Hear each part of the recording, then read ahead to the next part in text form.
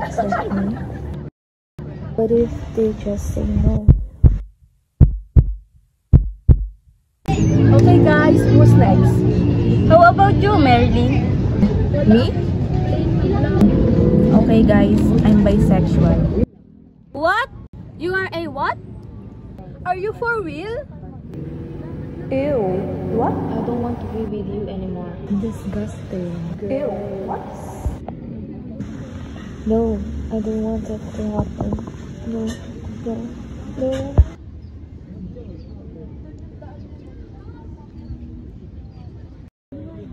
We know that, but we wanted to wait you to tell us when you are ready. We are proud of you for that, right girls? Yes. Nothing gonna change. You're still our Marilyn, and we love you.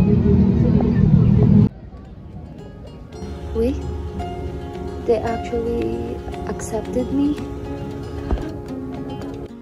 Sometimes it's your doubts that guided you.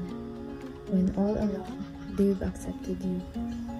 You fear the worst, think you're not enough, but their love for you is steady and tough.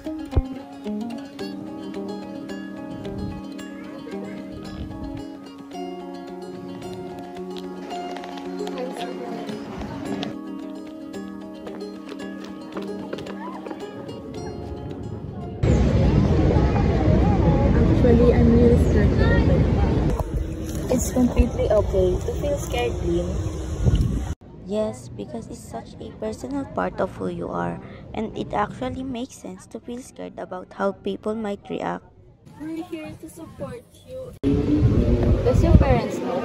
Not yet, because I'm scared to tell the truth about my personality.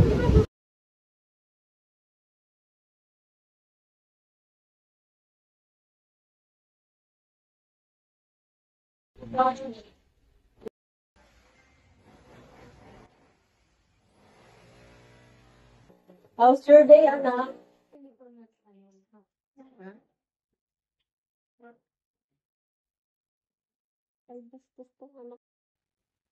Ma, pa, I have something to tell you. I'm bisexual. You like girls? Like lesbian? But ma, pa, lesbian is a woman who is exclusively attracted to another woman, while the bisexual is a person who is attracted to people more than one gender. Okay, anak. Thank you for telling us about this. It must be taken with so much courage.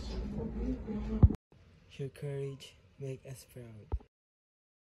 Who is the lucky girl?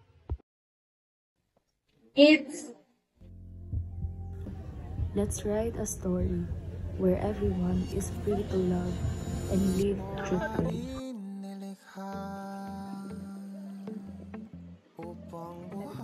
Be yourself. The right people will love the real you. The world may judge, it's what they do, but none of that defines what's true. We all deserve love and respect, no matter who we are or who we love.